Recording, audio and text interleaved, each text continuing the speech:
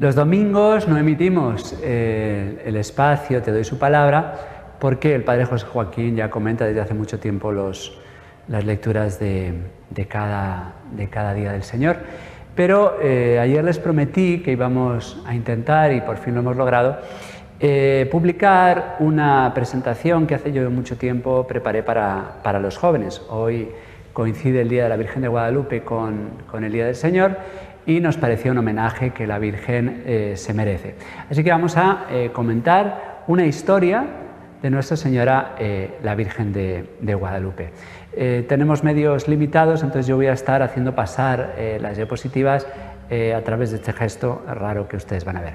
En 1519, el gran católico conquistador Hernán Cortés llega a México. Quédense con esta cita, con esta fecha, porque van a ver que muy pronto la Virgen de Guadalupe va a venir a auxiliar la gran obra de Cortés, que mandó quemar las naves para que nadie se volviera atrás ante los peligros que acechaban a estos valientes católicos que venían a traer, a implantar la cruz y la Santa Fe a América. Se encontraron con muchísimos habitantes, millones y millones de indígenas. Solo en la Ciudad de México, que hoy es la ciudad más grande del mundo, también lo era en aquel tiempo. Había 250.000 indígenas en la Ciudad de México. Los españoles habían visto como máximo 65.000 habitantes en París o 45.000 en Sevilla. El pueblo que encontraron, como todos, era un pueblo con muchas bondades, pero un pueblo engañado por Satanás porque tenía esta religión terrible, idolátrica, pagana, como la que aquí tenían los incas. Se han ido descubriendo aquí muchísimos sacrificios humanos. Pues también Satanás había engañado a los incas, a los aztecas, a los mayas, con sangre humana, igual que hoy sigue pidiendo Satanás el sacrificio humano de millones de víctimas, como es el aborto. Pues en aquel tiempo aquella religión se basaba en la necesidad que tenía Satanás de sangre. Satanás les había convencido de que el sol y la luna, para seguir dando vueltas, como pensaban ellos que hacían, hacía falta sangre humana. Este dibujo puede ser moderno, pero estos que ven ustedes son dibujos indígenas, y aquí se ve muy bien para aquellos que hablan las maravillas de estos pueblos, que eran caníbales. Como ven ahí, se comían trozos de seres humanos. Ahí tienen un brazo, una cabeza, se los comían y los sacrificaban a los dioses. Yo he tenido la ocasión de estar ahí. Estas son las pirámides que están ahí, que hoy se pueden visitar. Lo que pasa es que normalmente no te cuentan estas cosas, se cuenta la leyenda negra. Pero en Teotihuacán, que es donde están tomadas esas fotografías, están las pirámides del Sol y la Luna, y allí, en lo alto, ya ven que que da vértigo ver cómo desde lo alto caían los cadáveres, como se puede ver en una película que yo aconsejo, muy criticada porque no es políticamente correcta, de Mel Gibson, que se llama Apocalipto.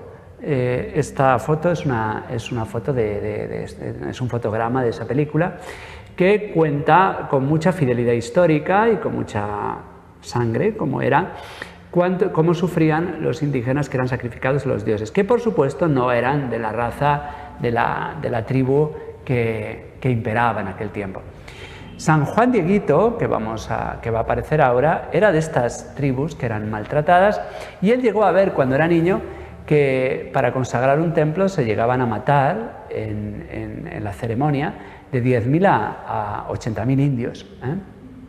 Moctezuma, que era en aquel tiempo el rey máximo de toda esta región, que los tenía aterrorizados, había recibido algunos oráculos que tenía en estas culturas, que decían que vendrían los representantes de los dioses, sobre todo el dios Quetzalcóatl, que les decían que vendrían barbados, ellos se los imaginaban como los vieron, con esas armaduras brillantes, a caballo, que era un animal que ellos no conocían.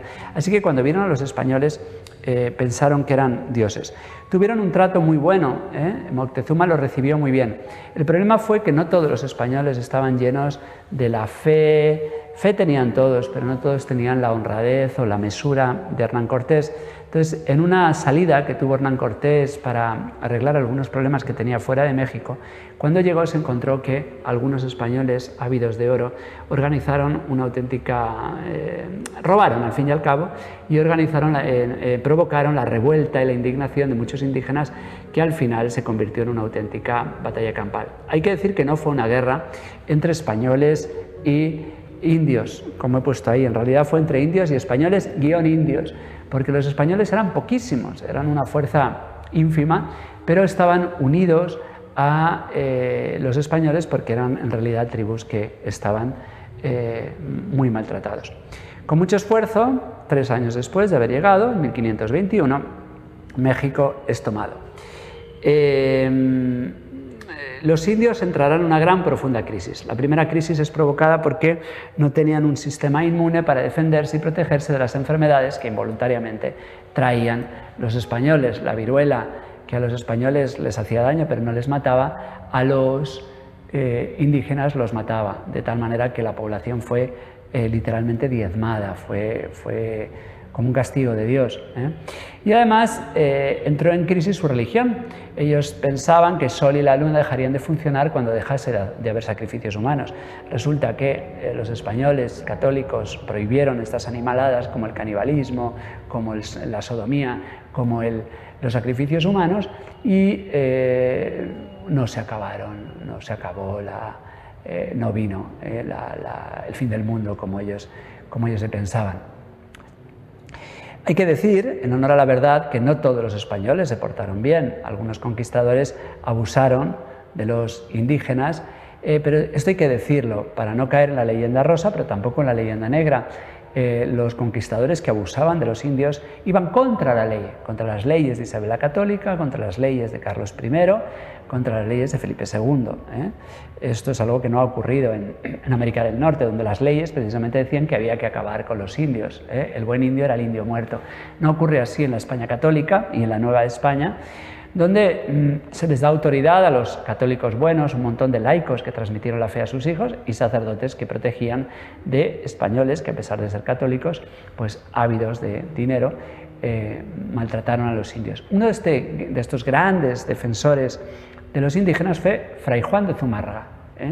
Los franciscanos, especialmente, eran venerados por los españoles y por los indios, que si llegaron a pensar en algún momento que los conquistadores eran dioses por ir a caballo, por sus plumas, por sus barbas, para ellos desconocidas, se daban cuenta de que estos dioses, entre comillas, se arrodillaban y besaban el cíngulo de los franciscanos. Algunos, todos heroicos, con una santidad muy grande. A uno de ellos le llamaban motolinía, es decir, el pobre, porque estos frailes tenían un testimonio de pobreza mayor que ellos. Así que 9 años después de que llegase Hernán Cortés a México, en 1528, llegaba Fray Juan de Zumárraga. El trabajo era ingente, no daba abasto. Solo tenía 30 misioneros para 23 millones de indígenas, imagínense, que además hablaban 20 idiomas. El trabajo era enorme. Así que escribió al emperador Carlos I, V de Alemania, porque tenía muchos problemas.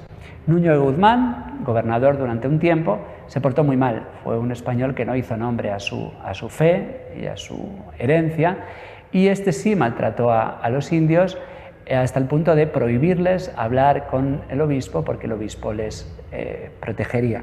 Llegó a decirles que los indios eran hijos del demonio. Así que el Fray Juan, el obispo, puso la ciudad en entredicho, que es un castigo para los católicos, para los españoles que se habían portado mal. Incluso llegó a plantearse volver a España con sus misioneros. Escribió, antes de hacerlo, gracias a Dios no lo hizo, no se volvió a España, una carta al emperador en la cual dice, y quédense con estas palabras: si Dios no provee con remedio de su mano, está la tierra en punto de perderse totalmente. Este remedio que había de proveer Dios será la Virgen de Guadalupe. Conocemos las apariciones y la historia por un gran indígena formado en la mejor cultura, porque los españoles se tomaron muy en serio a los indígenas por su condición de católicos y erigieron universidades y han surgido, como nuestro gran Inca Garcilaso, pues allí surgió Antonio Valeriano, un indígena bautizado, que escribió Nicamo Poua. Es un libro que se titula así, con sus primeras palabras, aquí se cuenta, y narra cuál fue este remedio. Nicamo Poua está escrito en lengua náhuatl, que es la lengua que hablaban los indígenas, preciosa, es una delicia leerlo. Y cuenta la historia de Juan Diego, Cuauhtlatoatzin, el águila que habla, un viudo de 57 años, indio más igual, es decir, de una tribu menos querida y menos respetada, que había sido bautizado hacía solo 7 años. Iba camino de la catequesis, este catecúmeno, y en el año 1531, hemos dicho que en 1519 llega Hernán Cortés, por lo tanto estamos a 12 años, solo a 12 años de la llegada de los españoles, en el cerrito de Tepeyac, una madrugada, entonces se celebraba la Inmaculada en ese día, era el día de la Inmaculada Concepción, oye hermosos cantos de pájaros entre resplandores. Allí él se pregunta, ¿por ventura soy digno de lo que oigo? Quizás sueño, me levanto de dormir, ¿dónde estoy? ¿Acaso en el paraíso terrenal que dejaron dicho los viejos, nuestros mayores? ¿Acaso estoy ya en el cielo? Y se acercó ante estos sonidos tan preciosos y oyó en su lengua materna que la Virgen le hablaba, llamándole con su voz, con su nombre cristiano, el que había tomado, él se llamaba Cuauhtlatoatzin, pero ahora le llama a la Virgen con su nombre cristiano, pero con su diminutivo náhuatl, Juanchin, que significa Juanito, Juanchin, Juan Diego Chin. Él, muy contento y sin miedo, como un niño, subió para contemplar a una señora radiante como el sol sobre un risco. Se inclinó delante de ella, oyó su palabra muy blanda y cortés, cual de quien atrae y estima mucho. Le dijo la Virgen, Juanchín, Juanito, el más pequeño de mis hijos, ¿a dónde vas? Él respondió, señora y niña mía, tengo que llegar a tu casa de México y seguir las cosas divinas que nos dan y enseñan nuestros sacerdotes, delegados de nuestro Señor. Ya ven que este catecúmeno, este neófito de 7 años de bautismo, pues conoce muy bien la fe católica. Le dice la Virgen, sabe y ten entendido, tú, el más pequeño de mis hijos, que yo soy la siempre Virgen Santa María, Madre del verdadero Dios por quien se vive, del Creador dentro de quien está todo, Señor del cielo y de la tierra. Deseo vivamente que se me erija aquí un templo para en él mostrar y dar todo mi amor, compasión, auxilio y defensa, pues yo soy vuestra piadosa Madre, a ti y a todos los moradores de esta tierra y a los demás amadores míos que me invoquen y en mí confíen. Oír allí sus lamentos y remediar todas sus miserias, penas y dolores. La Virgen quería un lugar especial, que es hoy el templo de Guadalupe, para remediar todos los sufrimientos de aquellas gentes, los españoles y los indígenas. Lo agradeceré bien y lo pagaré, te haré feliz y merecerás mucho que yo recompense el trabajo y fatiga con que vas a procurar todo lo que te encomiendo. La Virgen quiere, como en tantos sitios, como en Fátima después, como en Lourdes, pero primero está este Guadalupe, lugares de gracia. Muy contento, Juan Diego se fue a realizar lo mandado. Se fue a ver al obispo, que lo acogió muy cariñoso, pero evidentemente no podía hacer caso a lo que un indígena le dice. He visto a la Virgen y me ha dicho que construya un templo, así que le dijo, ven otro día y te escucharé más despacio. Entonces viene la segunda aparición. Esa misma tarde, en el mismo lugar, se encuentra con la Virgen y le dice, señora, la más pequeña de mis hijas, niña mía, fui a donde tú me dijiste, fui al obispo y me di cuenta de que me tenía cariño, pero pensó pues, que yo me lo había inventado, eso de que tú quieres que construya un templo. Entonces le pedía a la Virgen que le encomendase esa misión a otra persona de más altura. Por eso te sugiero que encargues este mensaje a alguien que sea más, porque yo soy un hombrecillo, soy un cordel, soy una escalerilla, soy muy poca cosa. soy pluma, soy cordel, así que, niña mía, encomiéndaselo a otro. Entonces la Virgen le dejó claro que podía mandar a quien quisiera, pero lo que quería era que fuera él, porque la Virgen, como el Señor, le gustan los más débiles, los más pequeños. Así que Juan Diego no tuvo más remedio que escuchar la misión e ir por segunda vez. Señora y niña mía, no te cause aflicción, que de buena gana iré a cumplir tu mandato. De ninguna manera dejaré de hacerlo, ni tengo por penoso el camino. Así que la dejó y se fue otra vez, por segunda vez, a ver al obispo. Se fue el domingo, día de la misa, estuvo en catequesis, después vio al obispo y el obispo otra vez le dio muestras de no creerle y le dijo pues, que le pedía una señal. Pero el obispo se quedó escamado y mandó a 2 colaboradores que siguiesen a Juan Diego a ver a dónde iba, de dónde venía este indito que le decía que tenía que construir un templo. Entonces le siguieron y lo perdieron. Entonces le agarraron un poquito de manía los inditos criados del obispo. Entonces Juan Diego fue al encuentro de la Virgen, triste, a decirle que el obispo le había pedido una señal. Entonces la Virgen le encomendó, pues ven mañana, mañana, lunes, vienes a hacer el recado que yo te encomiendo. Entonces ya estamos en el lunes 11, el 9, que es el día de San Juan Dieguito, que entonces se celebraba la Inmaculada, la primera aparición, y ahora ya estamos en el lunes 11, que había quedado Juan Diego en ir al encuentro de la Virgen. Pero resulta que se complicaban las cosas. Su tío, Juan Bernardino, se había puesto muy malo y fue al médico. El médico le dijo que no había nada que hacer y como ya eran gente de fe, a pesar de los pocos años que llevaban evangelizados, le encomendaron que fuese por un sacerdote. Así que ya estamos en el día de la Virgen de Guadalupe, el martes, muy tempranito, Juan Diego se fue a buscar un sacerdote porque su tío moría sin remedio. Con una ingenuidad infantil grande, Juan Diego evitó encontrarse con la Virgen, así que en lugar de subir al cerro, que era el camino más corto, para no ver a la Virgen, dio una vuelta queriendo huir de la Virgen, pero la Virgen bajó del cerro y se lo encontró. ¿Qué hay, hijo mío, el más pequeño? ¿A dónde vas? Entonces Juan Diego tuvo que dar excusas. Niña mía, la más pequeña de mis hijas, señora, ojalá estés contenta. ¿Cómo has amanecido? Le cambia de tema. ¿Estás bien de salud, señora y niña mía? Voy a causarte aflicción. Sabe, niña mía, que está muy malo un pobre siervo tuyo, mi tío, como si no lo supiera. Le ha dado la peste y está para morir. Ahora voy presuroso a la casa de México a llamar uno de los sacerdotes amados de nuestro Señor, que vaya a confesarle y disponerle, porque desde que nacimos vinimos a aguantar el trabajo de nuestra muerte. Pero sí voy a hacerlo.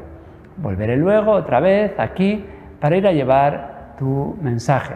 Señora y niña mía, perdóname, tenme por ahora paciencia, no te engaño, hija mía, la más pequeña, mañana vendré a toda prisa. La ingenuidad de Juan Diego es enternecedora. Entonces la Virgen, mujer perseverante, que sabe lo que quiere, le dice, oye, ten entendido, hijo mío, el más pequeño, que es nada lo que te asusta y aflige. No se turbe tu corazón, no temas esa enfermedad ni otra alguna enfermedad y angustia. No estoy aquí, que soy tu madre, son las palabras que más resuenan en el santuario. No estás bajo mi sombra, no soy yo tu salud, no estás por ventura en mi regazo. ¿Qué más has menester? No te apene ni te inquiete otra cosa. No te aflija la enfermedad de tu tío, que no morirá ahora de ella. ¿Estás seguro de que ya sanó? Entonces, sin dudar, Juan Diego subió otra vez al cerro, a pesar de que estamos en diciembre en el hemisferio norte hace muchísimo calor, es imposible que haya flores, y menos aquellas flores, las rosas que llamaban de Castilla, que solo se daban en España. Fue un signo de la Virgen para que el obispo español reconociera las flores de su tierra. Cortó las flores y las cargó en su ayate, en la tilma. Era algo muy frecuente. Con el ayate los indígenas cargaban con los frutos y lo que tenían. Pasamos la diapositiva. Entonces le dijo la Virgen, hijo mío, el más pequeño, esta diversidad de rosas son la prueba y señal que llevarás al obispo. Le dirás en mi nombre que vea en ellas mi voluntad y que él tiene que cumplirla. Tú eres mi embajador, muy digno de confianza, dignifica a Juan Diego. Rigurosamente te ordeno que solo delante del obispo despliegues tu manta y descubras lo que llevas. Contarás bien todo, dirás que te mandé subir a la cumbre del Cerrillo, que fueras a cortar flores y todo lo que viste y admiraste para que puedas inducir al prelado a que dé su ayuda, con objeto de que se haga y erija el templo que he pedido. La Virgen tiene un gran empeño en que se erija el templo.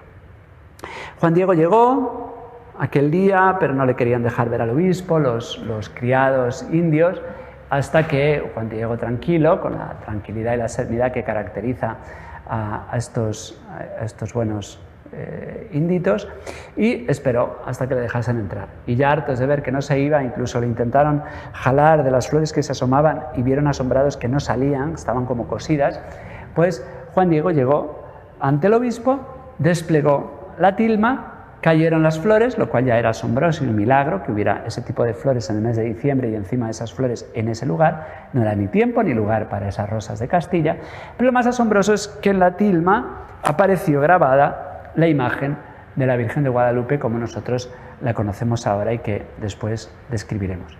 El obispo la puso en su capilla y después ante pública veneración. Juan Diego se quedó toda su vida cuidando y custodiando esa imagen. Mientras tanto, la Virgen en Tulpetlac, que era donde vivía Juan Diego, donde ahora hay una parroquia, a su tío Juan Bernardino se le apareció, le curó y le dio su nombre, un nombre que yo no sé repetir, pero que no es Guadalupe, es Guadalupe, no sé cómo es, pero cuando decían el nombre a los españoles les sonaba como Guadalupe, que era el nombre que ellos más le daban a la Virgen, porque los españoles de la época, más que a la Virgen del Pilar, tenían veneración a la Virgen de Guadalupe en el monasterio que tienen hoy los franciscanos, entonces los jerónimos, en Extremadura, en la diócesis de Toledo precisamente. La palabra que dijo la Virgen es una palabra indígena que yo no sé repetir, que significa río de luz. Se parecía a Guadalupe, era algo así como Guatulup, pero no era exactamente Guadalupe. Bueno, para la tilma se han construido diversas basílicas a lo largo de la historia. Hoy esta, que tiene forma muy moderna, pero que tiene forma de las tiendas que construyen los indígenas. Ahí está expuesta, muy protegida, con muchísima seguridad, no como antes. Bueno, esta es una foto mía, cuando no tenía canas, hace unos poquitos años que fui con algunos sacerdotes de la prelatura y con Monseñor Rafael a venerar la sagrada imagen. Ahora vamos brevemente a narrar algunas de las cosas que se pueden ver en esta imagen. En primer lugar, la manta es un ayate, así se llamaba esa prenda, un poco tieso y bien tejido, que era la ropa y el abrigo que usaban los indios pobres, los más pobrecitos. El ayate está hecho con fibras, con tiras de Itzli que sale del maguey. La de Juan Diego, la que está en Guadalupe, en la basílica, mide 1,72 por 1,07. La imagen está puesta, no pintada, porque no se ven trazos, está como plasmada sobre esta tosca tela sin preparación. Cuando un pintor pinta, primero pone una base en la tela, no la hay, y ningún pintor hoy puede explicar cuál es la técnica utilizada. Los españoles supieron ver en esta imagen a la mujer del Apocalipsis 12, la mujer vestida de sol, coronada de estrellas, la luna bajo sus pies, como esta que tienen precisamente en el monasterio de Guadalupe de España. Está esta imagen de madera que ven ustedes, que se parece mucho a la Virgen de Guadalupe. También les he puesto la de Murillo, pero es muy curioso que aunque está coronada de estrellas, esta imagen no hace una corona de estrellas, sino que es el manto el que tiene las estrellas. Es la mujer del Apocalipsis, que es la que manda sobre el tiempo y la historia. Por eso pisa el sol, la luna, y como viene del cielo, como es la Madre de Dios, pues se le representa delante del sol. Pero para los indígenas es un mensaje mucho más profundo. El ayate, para los indios, es sustento, es trabajo, es signo de protección contra las inclemencias del tiempo, y también un signo matrimonial. Ven ahí un grabado en el que se ve como dos esposos en la ceremonia de sus desposorios se amarran un ayate con el otro.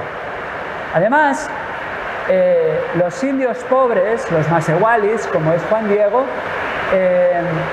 no tenían pintada la tilma, el ayate, porque eran pobres, solamente los ricos podían pintarla. La Virgen dignifica a Juan Diego como los importantes pintándole su ayate.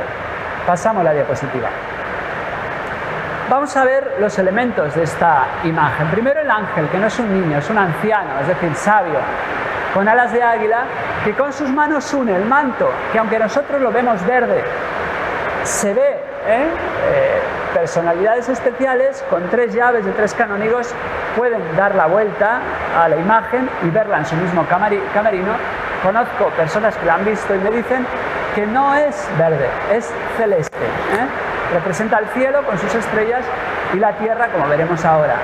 Es la unión entre el cielo y la tierra. El ángel, curiosamente, tiene los colores de la bandera de México. La señora es una mestiza.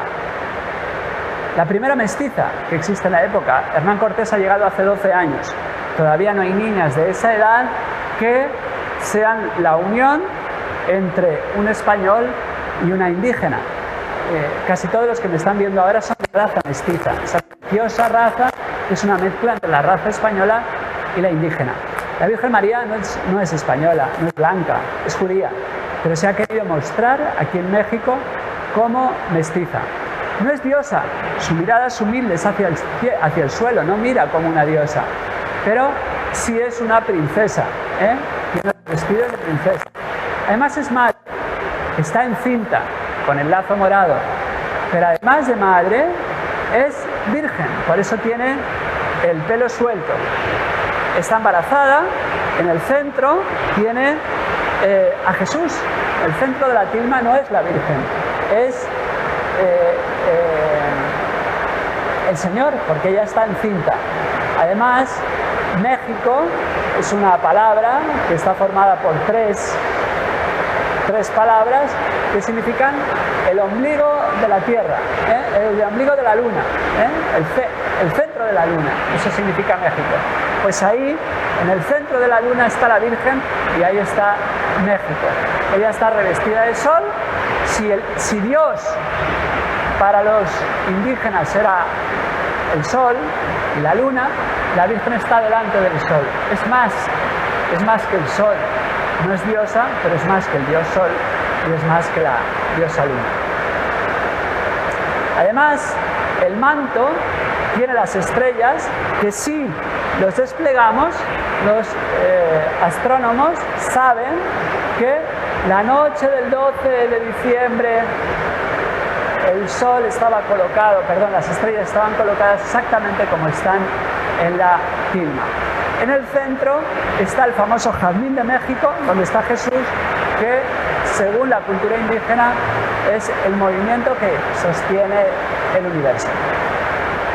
Las otras flores representan los ríos, los valles. Entonces, el manto celeste o verde, verdoso lo vemos nosotros, representa el cielo. La túnica que está debajo representa la tierra y están los ríos, los valles, e incluso alguno cree ver el corazón que se sacaba vivo los indígenas de los sacrificios humanos.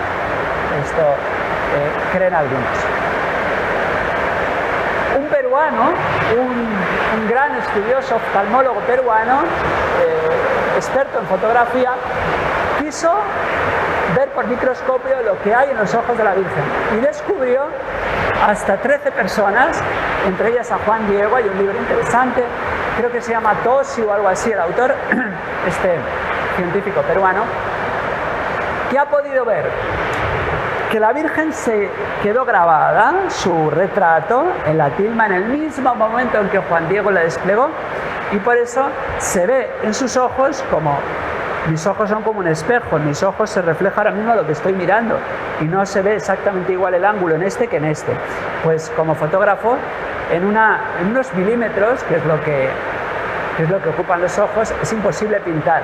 Pues con microscopio se ve que está grabado lo que la Virgen estaba viendo en ese momento, es decir, la Virgen estaba viva en el momento en que fue grabada. La tilma es imposible que se haya conservado, máximo duraban 20 años y ya llevamos casi 500 desde las apariciones. A pesar del humo, porque la imagen ha estado siempre desprotegida hasta hace muy poquito, hasta el atentado que sufrió cuando intentaron destruirla. Este es el atentado que ocurrió hace hoy 100 años. El pasado mes de noviembre se cumplieron 100 años de que el gobierno del PRI, del Partido Revolucionario que tantos décadas ha gobernado en México, estos masones intentaron destruir la tilma, un soldado que era guardaespaldas del presidente, con un ramo de flores que puso en ese altar que ven en la fotografía, porque entonces la imagen estaba en la antigua basílica, no se había construido la moderna.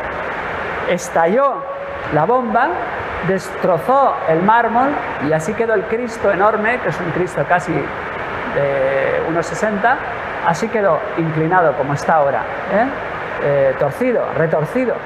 Es el famoso Cristo del atentado que se venera en la Basílica de México. Bueno, pues aquí tenemos grabado el remedio que el obispo Fray Juan de Zumárraga pedía para México. Si Dios no provee con remedios humanos, está la tierra en punto de perderse totalmente, y no se perdió. Fray Juan de Zumárraga, que estuvo planteándose irse de allí, poco después escribió una carta diciendo: desde las Indias quizás quiere y ha ordenado Dios que de acá la dicha universal reformación se haya de comenzar, porque los sacerdotes asombrados, Fray Juan de Zumárraga había confirmado, se dice pronto, 400.000 indios, casi medio millón de confirmaciones en esos años inmediatos después de la primera depresión y de las primeras malas impresiones que se llevó. Pues aquí terminamos con este regalo que les hemos querido hacer para celebrar este domingo de la Virgen de Guadalupe, y por eso pedimos que Santa María de Guadalupe, emperatriz de las Américas, siga siendo estrella de la nueva evangelización y nos proteja, que sepamos escuchar las palabras: no estoy aquí, que soy tu madre. Pues hasta aquí este regalo que les hemos querido hacer, y vamos a terminar pidiéndole a la Virgen de Guadalupe que nos ampare, que nos ayude a reevangelizar América y que América siga fiel a sus raíces cristianas y a su emperatriz. Dios te salve María, llena eres de gracia, el Señor es contigo. Bendita tú eres entre todas las mujeres y bendito es el fruto de tu vientre, Jesús. Santa María, Madre de Dios, ruega por nosotros pecadores, ahora y en la hora de nuestra muerte. Amén. Hasta mañana, si Dios quiere.